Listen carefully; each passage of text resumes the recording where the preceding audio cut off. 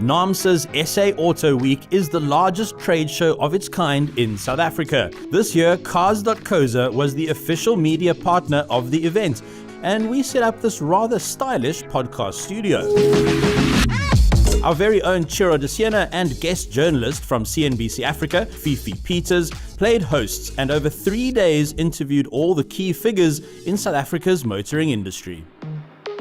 Hello and welcome back to the Cars.co.za podcast studio at SA Auto Week here in Cape Town at the CTICC. My name is Ciro De Siena. This is part of a larger podcast series, but right now I am absolutely delighted to welcome Maciej Klenkiewicz to the studio. Maciej, it's a real pleasure to meet you. Thank you for the invitation. Yes, and you pronounce my name properly, so I'm really very happy. So glad. Thank you. I'm so glad. I was nervous. Maciej is the MD of Nissan SA and also the head of Independent Markets Africa for the brand as well. And how long have you been in the role? It's more than 1 year and a half already. Okay. And it's also the same time that I spent in South Africa. Okay. All right. And originally from Poland. Correct. I'm Polish. Right. It's an interesting time for Nissan. I think it seems like the company is in a sort of a transition from where it was and what it was manufacturing to where it's going. That's correct. So historically, Roslin was the hub and production plant for the entire continent, and we were only focused on the bakkies. Of course, transition is happening right now, and we will become also a good supplier for the SUV cars. Today, our B SUV segment is represented by the Magnite, which is always a top 3 seller within from the very beginning. And in the near future, we are committed to bring new SUV products to that segment.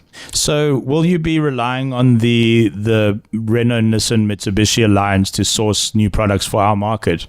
Correct. So first of all, foundation for us always will be a Navara, so the pickup. And I just finished a presentation showing the full heritage of pickup in South Africa, starting from Nissan 1400, going through NP300, NP200, and of course Nissan Navara, which we are very proud to produce in South Africa from 2021. So the base and the foundation for our business and the growth for the brand will be Navara. But on top, yes, we will expand our portfolio with the products coming from the alliance. And in this case, specifically for South Africa and Africa continent, on top of Magnite, which very soon in the coming weeks will also become a car with the left-hand drive, extending a presence in the north part of Africa, but also other regions globally. We will bring also on top 2 new SUVs in the near future within the midterm plan. It's very exciting. Yes. Can I ask you for a preview, or are you not at liberty to say? I can only repeat, of course, something which was already announced. So we are technically calling that 2-row and 3-row, and both cars should join South Africa by 2026. Oh, there we go. Okay. Well, thank you very much for sharing that with us. That's really exciting. So with one of the curious decisions that from a motoring journalism point of view that we've observed with Nissan was the axing of the NP200. So could you take us through what the thinking was there and where the planning might be to possibly replace that in the future? Thank you for the question, and I'm really happy to clarify to the audience. First of all, it wasn't our decision to discontinue NP200 totally. We had the plans to replace NP200 with a successor.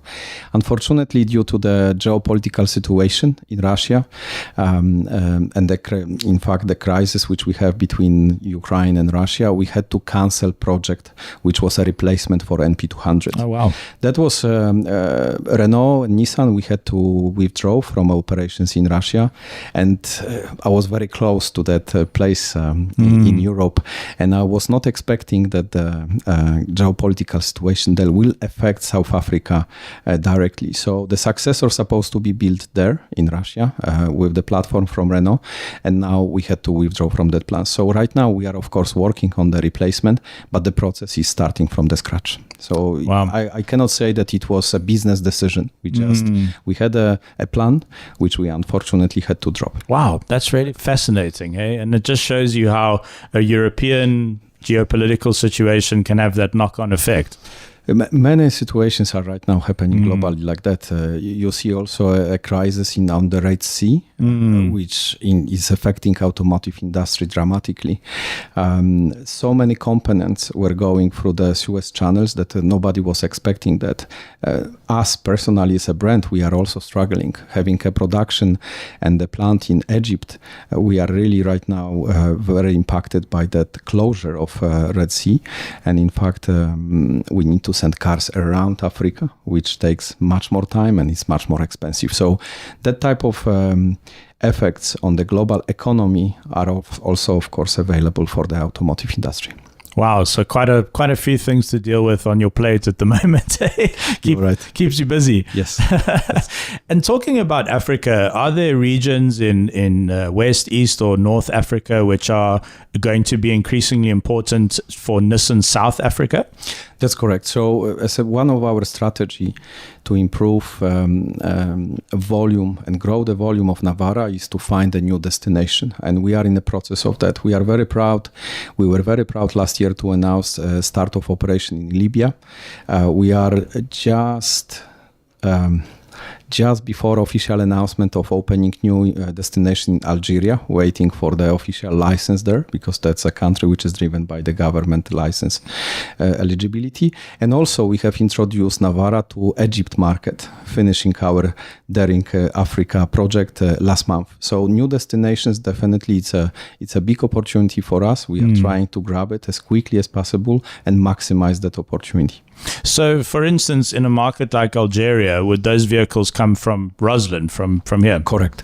So today, Nissan is the only one OEM which is having a footprint in Africa with the two plants. We have a plant in Roslyn, which is producing Navara for entire continent, and we have a plant in Egypt, which is still producing N17, which is Nissan Sane, also which is being shifted between the countries, different countries. So all Nissan Navaras available in all Africa, including north part of Africa, are coming from South Africa. Oh, wow. That's really interesting. That's obviously quite a great success story for our country and manufacturing in our country. Correct. We say it's built in Africa by Africans for Africa. Yeah. So this is our storyline. And right now we are looking also for another destinations which we can serve. Okay. Is Nigeria on the list? Nigeria is, of course, on the list. It's a specific destination which is favorable for the petrol engines. So we are exporting cars there as well. Okay. Interesting. And has manufacturing in South Africa become a bit easier? I mean, with load shedding at least gone for now, hopefully it's gone forever. But are there other issues that have come to bear in terms of manufacturing, or are things looking a little bit more positive?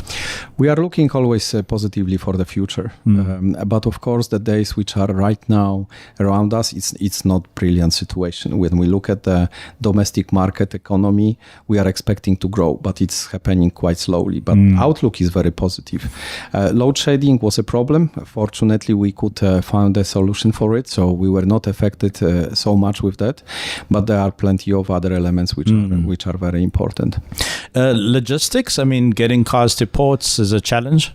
It's another very big challenge for us, but of course it's a challenge for everyone. So we know what is happening in the ports, especially in the urban operations. For us, the congestion there is also delaying some of the business activities. Yeah, and we need to always take into consideration that when we are having some additional plans or midterm plans as well. Do you see a future where there's a private and public partnership to get the logistics to a better place? Well, I have an experience coming from the different regions. I used to work also a few years in Asia. So I've seen successful projects like that. A cooperation between the government and the private sector was usually improving all the operations. Is it going to happen in South Africa? My aim is to improve it. Is it going to be done by the government or a cooperation with a private sector? I don't know. We have to work on that, and together with Naamsa representation, we are trying to solve that issue. Amongst the manufacturers in South Africa, so obviously there's Ford, Volkswagen, Mercedes, Toyota. I mean, you guys fight the same battles. Is there a sort of camaraderie there, a coming together to fight those battles? Of course.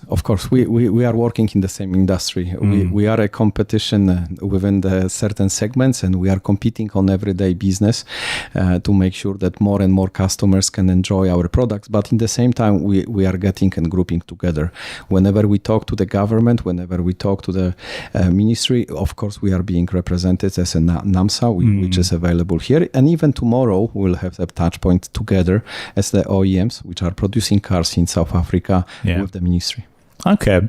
And a bit about yourself, Maciej. Are classic cars an interest for you, or more modern cars, or where do your passions lie in the industry? I'm a fan of pickups and in fact the big cars. It's not the case anymore in Europe, unfortunately, due to the regulations. Many cars disappeared, including Navara. We are of course trying to restore that segment in the future, but I'm a fan of that. So working for 6 years in Southeast Asia, you've got also a huge heritage there with the pickup. So that's the volume, and that's why I am in laughing with Navara, and I'm so happy when we can introduce new engines and new specifications for the car. Yeah, Southeast Asia is such an exciting market. They're bucky mad as well. Well, they don't call them buckies, but 45% of market is driven by the pickups. Yeah.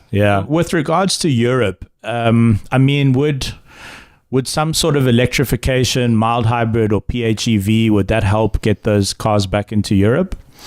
Of course, and that's probably an intention of many brands. We are also working on some solutions like that.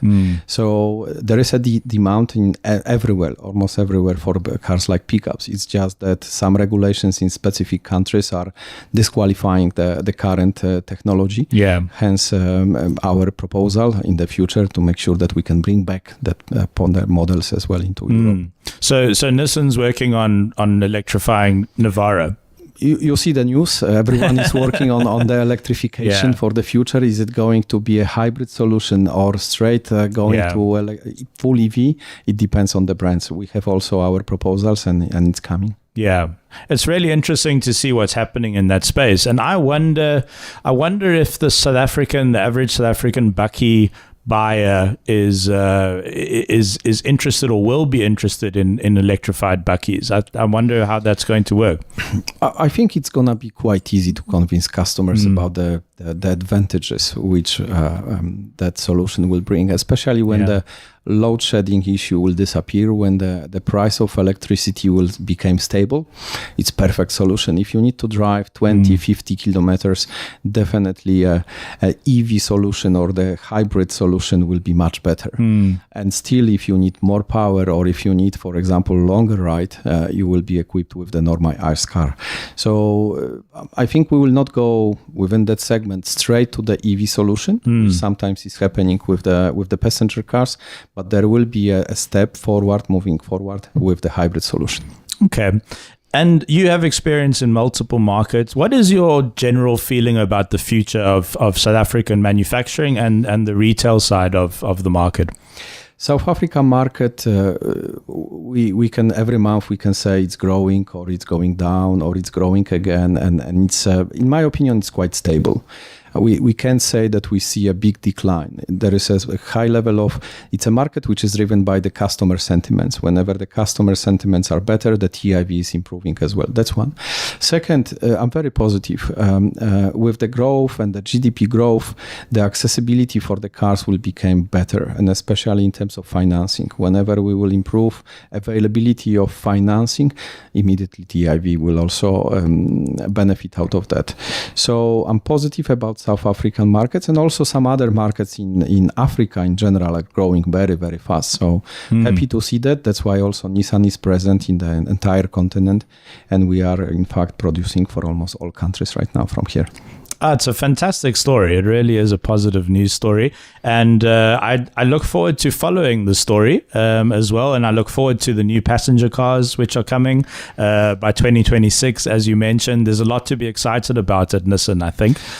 I would like to add one Sure. positive story, because in fact it was last week Tuesday, we have announced a refreshed, or we are calling minor change of Magnite, our superstar in BSUV segment. And a few minutes ago on the stage, I just announced that in the coming weeks, that car will join also South Africa. So it's a global car, which is right now went through the solid and strong minor change, and will South African customers will enjoy it also very soon. Oh, that's great to hear. Okay, well, there you go. You heard it first on the Cars.co.za podcast.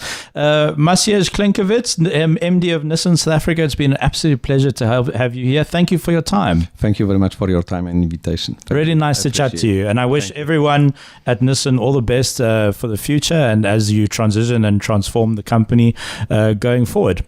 Thank you. Appreciate your Thank you very work. much. Thanks. All righty, there we go. That brings an end to our time with Mr. Maciej Klenkiewicz. It's been a fascinating chat. I've enjoyed it very, very much. This is part of a larger podcast series, which we'll link to in the description below, or you'll find it on our channel page. Thanks very much for watching. My name's Ciro De Siena, and I will catch you on the next one.